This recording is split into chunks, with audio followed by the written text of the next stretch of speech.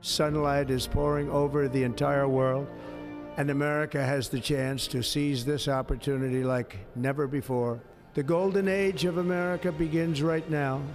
We will be the envy of every nation, and we will not allow ourselves to be taken advantage of any longer. China is operating the Panama Canal, and we didn't give it to China. We gave it to Panama, and we're taking it back. Well, President Trump is back in the White House, and he's promising to put America first. That will include taking back control of the Panama Canal, as we just heard. It may also mean taking or buying Greenland, which is currently owned by Denmark. Are these plans good for America? That debate coming up in a minute. Sleepy Joe Biden is gone. The real grown-ups are here.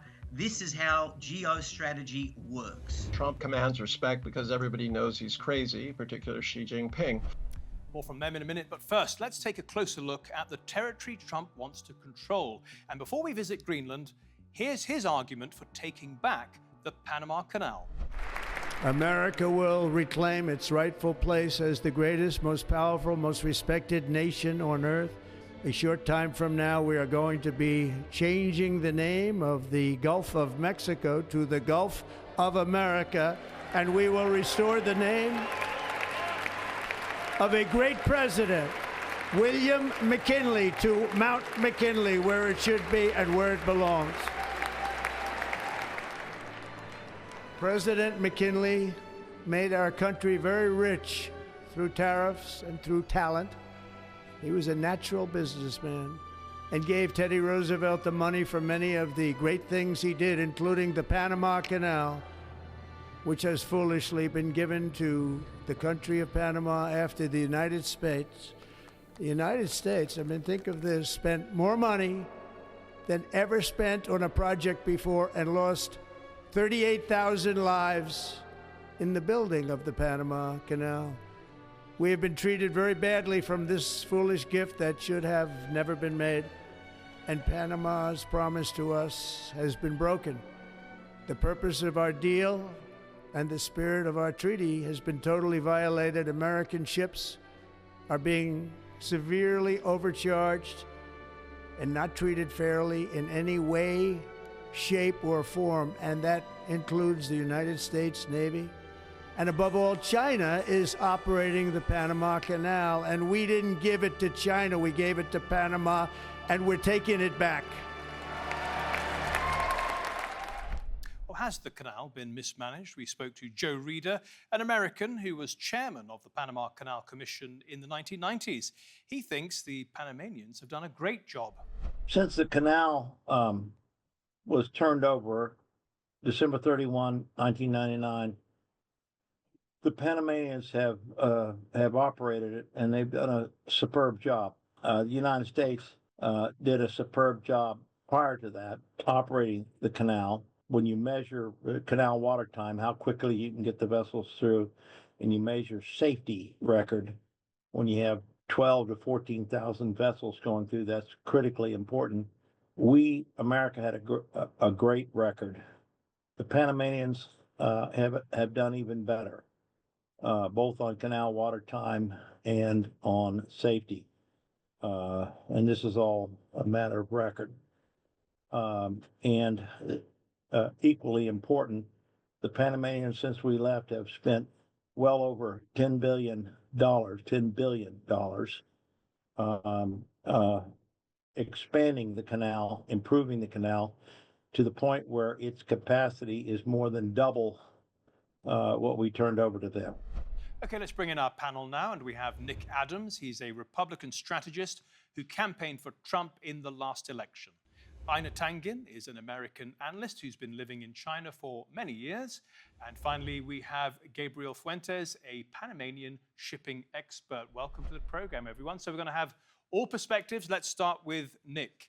Nick, why does Donald Trump, and indeed America, believe they have a claim on the Panama Canal? And what do they find so troubling about how it's being managed now?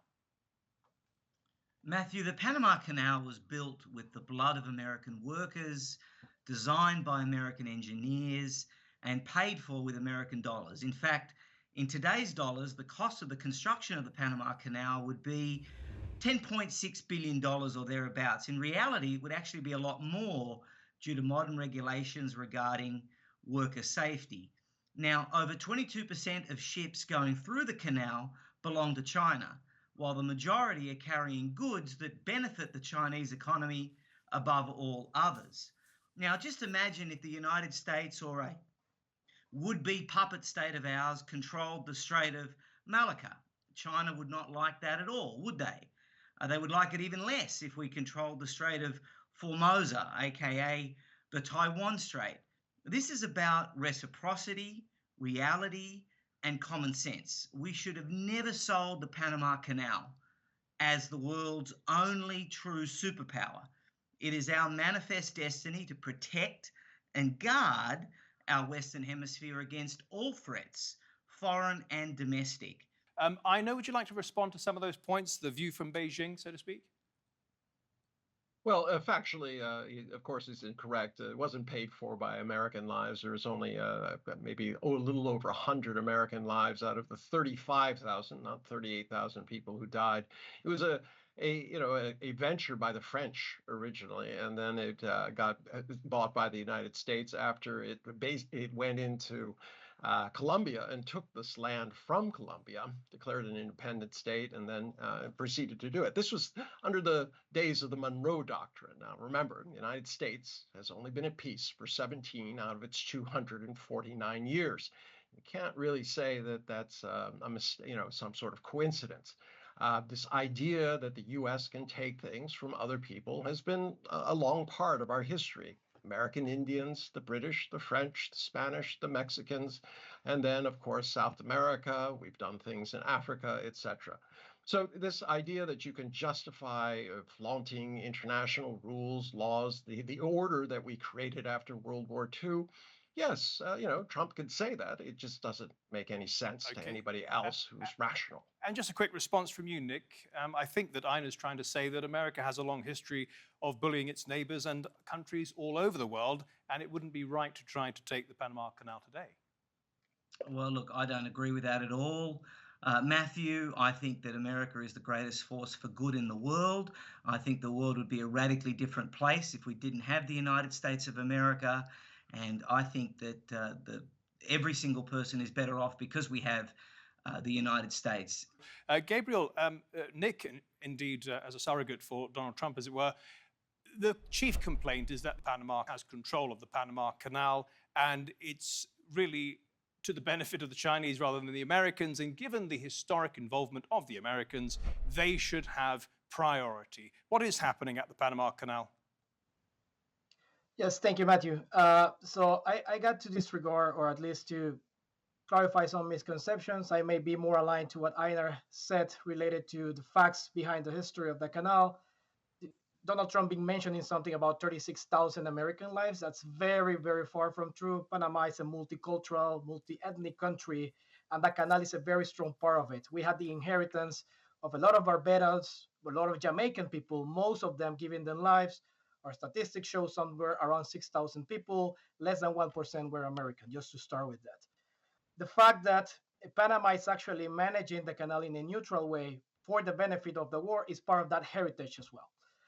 In that regards, the US, China, or any other country of the war, it has the right benefit of actually transporting the cargoes in order to have a fluent and smooth international trade connections. That pretty much connects on how we have thought of globalization for the last or the beginning of this century as well.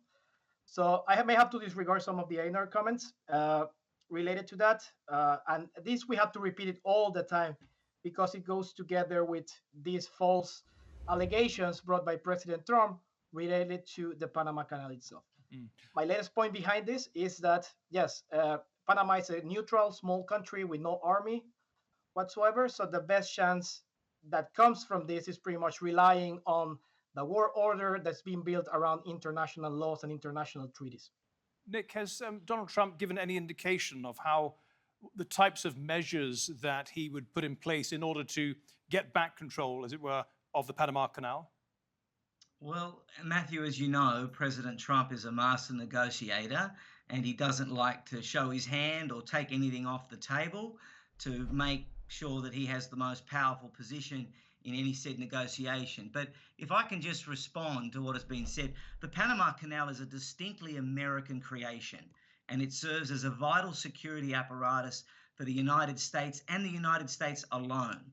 China is not going to go to war for a canal on the other side of the world. The Chinese like to talk a lot about win-win, and because President Trump is no man's fool, but also a deeply fair man, I have absolutely no doubt, Matthew, that he will reach a fair agreement. But if this man thinks he can wear the red badge of communist Chinese courage in our hemisphere, he and all those like him have another thing coming. Sleepy Joe Biden is gone. The real grown-ups are here. This is how geostrategy works. Einar, does Nick have a point there that with the departure of Joe Biden and the readmission into the White House of President Trump, the Chinese now have to be on their toes because, you know, Trump is willing to use measures like tariffs and even perhaps military posturing? Well, yes, he is. As he said, he commands respect because everybody knows he's crazy, particularly Xi Jinping. I don't know that that's necessarily something that's winning points around the world. I mean, the United States, I'm a U.S. citizen. I don't really think that the idea of being a playground bully makes you somehow great. Making your country great at the expense of all others doesn't do it. And this, this fallacy that my fellow commentator is saying about the China somehow controlling the Panama Canal is absolutely false. There are a Hong Kong company that has ports on either side. The canal itself is controlled by Panama exclusively. They set the rates, etc. This is just something that Donald Trump is using to deflect the fact that he cannot deliver on a lot of the promises that he said were going to be instituted on day one. He didn't have a complete plan, just like he doesn't have a complete plan for healthcare after these 12 years of campaigning against it. Gabriel, the Panama Canal is so important to Panama's GDP. Can you tell us a bit about that? Absolutely. Not only the GDP, which accounts for close to 30% directly and indirectly to the country of Panama, it represents also the core of the identity of the Panamanians as well. But beyond that, the Panama Canal crosses somewhere around 6% of global trade by volume. The world is so dependable, particularly small island developing states and developing countries are so dependable of the Panama Canal that on recent events caused, climate change included, that caused some severe drought, some countries were really, really affected. I got some numbers for you. For instance, that drought that limit the number of vessels that could pass the canal actually harmed by 0.11% the GDP on small island developing states, just that event. So that once again reinforced the importance of the canal, not only locally, but for the whole world. Gabriel, just to put it into simplistic terms, if Panama has to choose between its relationship with America and its relationship with China, which way would it go?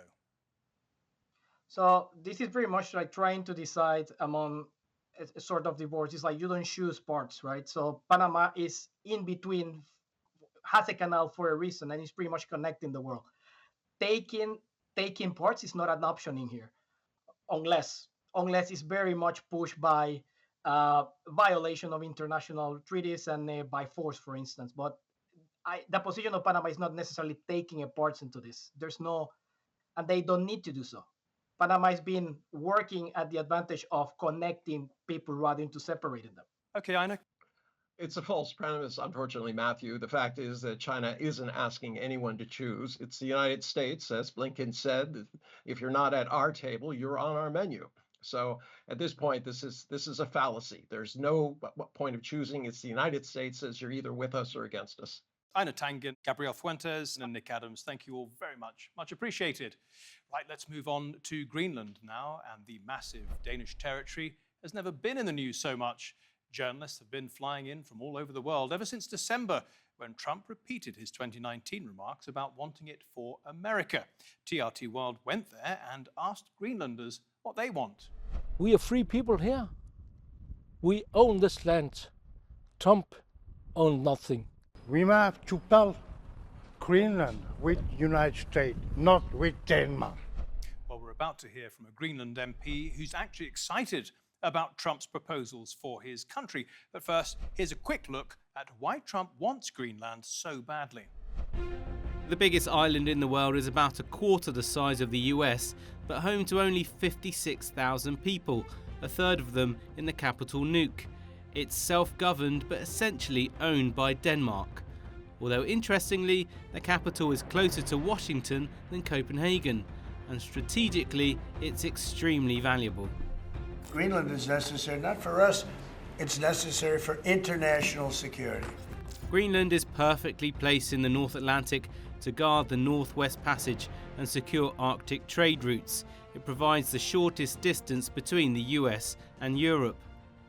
The US already has a large military base in Greenland, but can build bases and move troops around as it pleases, as long as they inform Denmark and Greenland first, who are hardly able to say no. Washington therefore can set up radars to monitor the waters between Greenland, Iceland and Europe, looking for Russian ships and submarines, for example, and of course place missiles there. Greenland is also rich in resources like lithium, graphite and rare earth minerals, all key ingredients for batteries, electric vehicles and wind turbines. There's also oil and natural gas, although Greenland banned drilling for environmental reasons and due to pressure from indigenous communities. Perhaps the biggest stumbling block, Denmark says Greenland is not for sale. Og gør det meget klart, at set med den danske regerings briller, så er Grønland grønlændernes. Greenland itself has been pushing for independence, although that has not stopped Trump from piling on the pressure, including sending his son to visit. NATO and European allies have reacted angrily to Trump's plan to cut a deal. Das Prinzip der Unverletzlichkeit von Grenzen gilt für jedes Land, egal ob es im Osten von uns liegt oder im Westen. Some have suggested Trump is just negotiating or diverting attention and doesn't really have plans to buy Greenland. Others are not so sure. Dear President Trump, listen very carefully. Greenland have been part of the Danish kingdom for 800 years. It is not for sale. Let me put it in words you might understand. Mr. Trump, off. Okay, let's bring in our second panel now, and we have Kuno Fencker. He's a member of Greenland's parliament, and we also have Ulrik Pram, who is a Greenland expert at the Danish Institute for International Studies. Welcome to the program, both of you. Kuno, let's start with you. So you're an MP in Greenland. What's that like? Well, it can be challenging. We have ordinarily 2 assemblies every year, and they are very intensive. So, like, I'm a lawmaker, and I can suggest law to the parliament, and then if it goes through the parliament and the committee, they can be an order to the government to implement. So I actually made a law proposal for the activation of our self-determination rights. Wow. Okay, so what are you suggesting to the parliament and to the people of Greenland about what Donald Trump wants? Well, I wanted to activate our right to self-determination, and that is the activation of the negotiations, which should initially start with Denmark in regards to let Greenland become a sovereign state. And I will say that the remarks from Donald Trump is actually quite well for us, because he's saying the Greenland might become independent, or they might even join the United States. And if Denmark opposes that, I will tariff them hard. So in my opinion, it sounds pretty good, because Denmark usually threatens us with the block grant and healthcare and education. So it's nothing different from that. That's really interesting. So Donald Trump has strengthened your hand vis-a-vis Denmark. Exactly. So now we know that we also have other options than Denmark. So it's quite a good negotiation hand. Ulrik, how does Denmark feel about this? We heard in that report one Danish MP, or was it MEP, telling Donald Trump to, go away, shall we say. And of course, he was censured for that. But how does Denmark feel about this proposal? I think Denmark feels the pressure of an American president whom they thought would be the leader of an allied country, but now he talks like he's basically an enemy, or at least someone not very very friendly. And I think I know Kuno Fencker feels that he's encouraged by this, but I think quite a lot of his colleagues in Parliament might find encouragement, but also find a pressure to be more specific in their communication to their electorate about what this will lead to. Some analysts say that President Trump is only negotiating, and all he wants really is for Denmark to protect Greenland from the Russians and the Chinese. Has Denmark changed its military position? Has it beefed it up? Denmark has been setting aside more funds for military equipment related to Greenland, but first of all, nothing has materialized yet. Second, most of the discussions has been not on stuff that should defend the North American continent, but rather to Coast Guard services that would assist the Greenlandic civilian population. So I think there might be a valid point from Donald Trump if it was regarding defense measures. The thing is, we don't really know what it is that Trump wants, and I'm not sure he knows that himself. Fair enough. Kuno, is it true that there are Russian and Chinese ships all over the place, as Trump says? Does Greenland ever feel threatened? Well, we are, when Denmark is the leader of let's say, the provocation of Russia in regards to the Ukraine conflict and pouring a lot of money to that conflict and not using the resources to protect Greenland, I can see that, we are in the blink of, let's say, the Bidufix space base is in a place and we are in the Kingdom of Denmark. So, of course, we can feel threatened in a way.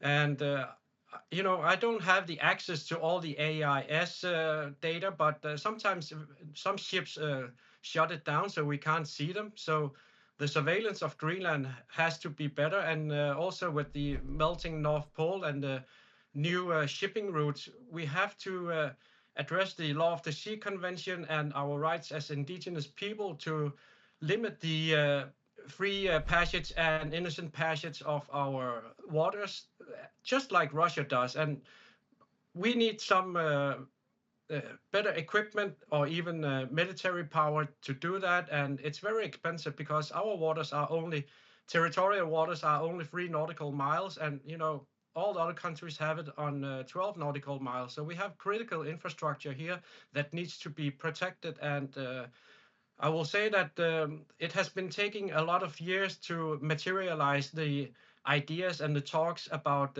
improving the dual-use equipment here in Greenland. So, and is it your hope that Trump will move things forward in the typical sort of brash manner that he exhibits in his previous term? Well, he's already doing it. So we can see the reactions from Denmark also, and we are in the negotiations of choosing some equipment and so forth. They are still confidential, but I have seen some of it, and I also made an article that it's not enough to do so, because we really want to have dual use. We really want our population to have good security, search and rescue opportunities and surveillance and opportunities. For the Greenlandic people. I have to move on to another subject now, resources. We've talked about security enough. Ulrik, resources. What resources does Trump have his eye on? I don't think Trump has his eyes on very specific resources, but of course it's true that there's a lot in the subsoil in Greenland, and the Greenlandic government have been very open about inviting foreign investors.